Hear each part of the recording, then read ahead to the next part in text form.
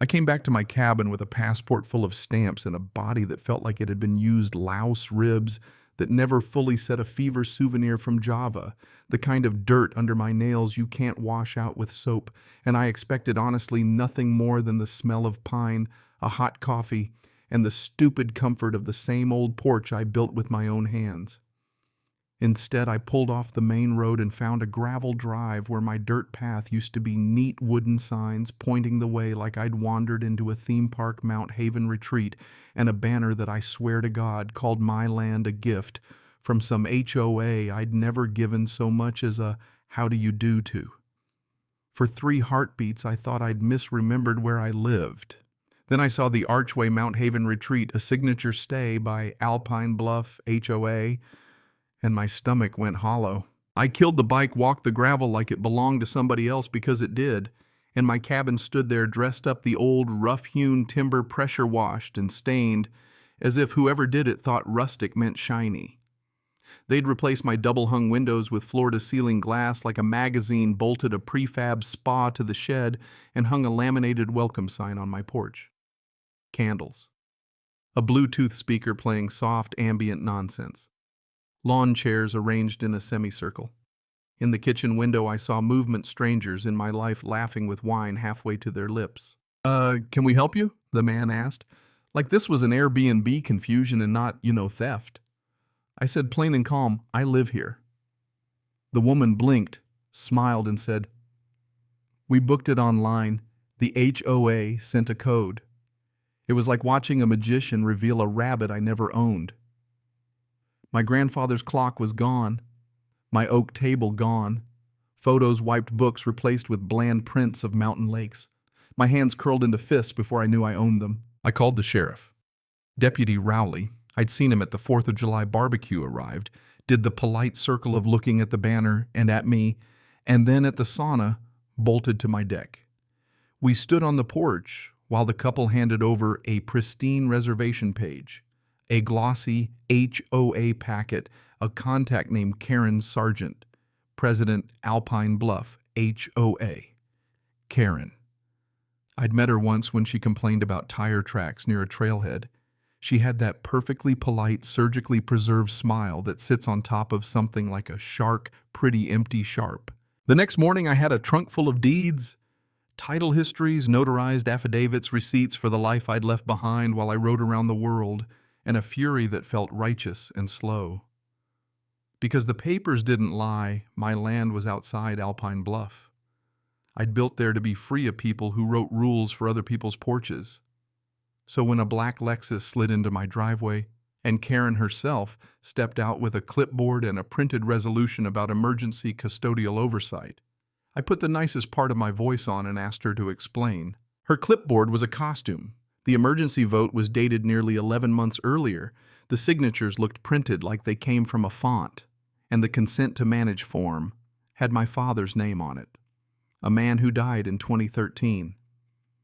Silence is often the same as consent, she told me with the kind of moral calm that rubs people the wrong way when they're staring at their own life turned into a revenue stream. She said the HOA rescued abandoned property. She called it stewardship. She called the strangers guests. I called it theft. I went to town. I got a lawyer, Camille Reed, who has a face that reads, "You don't want to make me angry," and an investigator named Ian, who eats messy property disputes for breakfast. Ian found the website right away, mounthavenretreat.com, glossy pictures of my cabin under a brand that didn't exist before my absence. Alpine Lifestyle, LLC in the footer. Camille frowned and said, "Shell Company." She was already filing a motion in her head. Ian smirked and said, "They listed you as top-tier rental without telling you." I smiled the first time since that porch sign went up. "Time to flip the script," Camille said. 2 days later, we did exactly that. I shaved, put on stupid tourist shades and a puffy vest, and under a fake name, Camille's idea, Ian's laugh, I walked back into my house as a paying guest. Jonas, a kid in an HOA fleece with a clipboard, met me in the driveway and gave me a tour of my life staged like a wellness retreat. Candles, Scandinavian throw blankets, a laminated binder titled "Welcome to Mount Haven." He told me how the HOA handled bookings through Alpine Lifestyle, how guests paid through a portal, and the HOA took a cut. I walked the place with a tiny camera Ian had fed me and filmed every illegal lock, every bolted sauna, every altered fixture. In the basement, my fireproof locker, the documents were gone. My medals gone. They'd turned the place into a commercial sizzle reel and my life into props. The twist that flipped the story fully onto the other side came from Ian's trash dive and Camille's subpoena. We found burned envelopes with my name in the bin, a pattern of fake invoices, payments routed through shell accounts, and a voicemail in the HOA's cloud where Karen's voice said, "Plain as anything. He's not coming back. If he does, we'll call it a mistake and deal with it." That was the sound of the whole plan, laid bare, coordinated fraud, a board co-opted or coerced money shifted into private accounts. Camille smiled in a way that made me feel better and worse at the same time. "We make them prove it," she said. "Then we make them pay." We made them prove it with the force of subpoenas, federal interest, and a sheriff who finally stopped being polite and started reading warrants. Within a week, the Department of Housing and Urban Development had tagged the case organized fraud. Marshals stood on my ridge the morning they moved in to inspect and secure the property. I tore down their signs. I smashed the plastic sauna like it was a bad idea come to life. I plowed the gravel path back into the earth. They had built a business on other people's land. I returned the land to its owner. The courtroom felt like a stage set for a reckoning. Witness after witness, ledgers, guest emails, transaction charts, an employee who flipped on the stand and admitted taking $4,000 to hand over a key. It was uglier than any novel. The jury didn't need long. Karen's sergeant's smile cracked under the weight of evidence, forged minutes, fake deeds, direct payments to her consulting firm. The voicemail played like a condemnation. The verdict, guilty on all counts, landed like a roof on a stormed house. The judge's sentence, years long enough to make the headlines, but not enough to heal every bruise. The satisfying part, the one that felt almost like watching an equal justice moment, wasn't just the sentence. It was the unraveling that followed a forensic audit that revealed hundreds of thousands in undocumented wellness expenses, shell vendors tied to relatives, HOA insurance that wouldn't cover fraud. Homeowners turning on themselves as lawsuits flew, and the HOA collapsed under the weight of its own corruption. The county stepped in, ordinances changed, and the Jennings Amendment, a bill requiring judicial oversight before HOAs can claim abandonment, began its awkward rise toward law. My restitution check came through. The number was big enough to be useful, and not so big as to make me into something I didn't ask to be. I didn't spend it on a fancy porch or a new sauna. Most paid the legal bills and repairs. Some restored the land, and a chunk seeded a fund for homeowners fighting rogue associations. Hollow Pines Defense. Camille joked when we named it after the stubborn old tree at the edge of my property that survived blizzards and a bad chainsaw day. Karen's LinkedIn died, her house was gone, and the retreat that had smelled of eucalyptus and stolen goodwill burned in media pieces for months.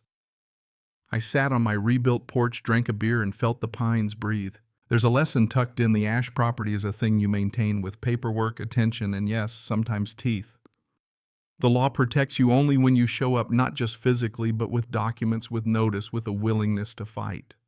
It was painful to learn that quiet people with good intentions can be erased by someone with a plan and a smile. And it was humbling to see that rage mixed with patience can be a stronger tool than rage alone. There's also a darker truth power, even when elected by neighbors, can be misused with terrifying casualness. Community stewardship can become community theft if no one asks the right questions. When the dust settled, the air smelled like pine and coffee again, not lavender oil or canned resort clean. I kept the scorch mark on my old kitchen table because it felt honest. I wrote a book about it because it felt necessary, my mountain, my rules and prison for the HOA, because if someone else comes home to a locked gate and strangers in their kitchen, they should know there is a way back. The Jennings Amendment passed. Other stories came in from far-off places, HOAs trying to claim yards, sheds, even porches. I answered every letter I could. Camille and Ian looked at me and said, "You made this bigger than just your house." I shrugged and poured another coffee. If you listen close, there's a final note. Justice often arrives noisy, bureaucratic, and unsatisfying. In the small ways, paperwork subpoenas hearing rooms, but when it lands, it resets something. Not everything will be undone, not all the trust returned, not all the weeks of sleep stolen. But the silence that came back to my cabin, the wind and the call of a hawk, and my boots on dry earth, that was worth a hell of a fight. So here's the part where I ask you, what would you do if you came home to strangers in your kitchen? Do you call the cops, a lawyer, your neighbor?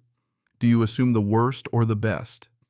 And tell me this, when community institutions start looking like private empires, who watches the watchers? Share your story, your take on right and wrong. And if you've ever had to fight to take something back, tell me how you did it. I'll read every comment.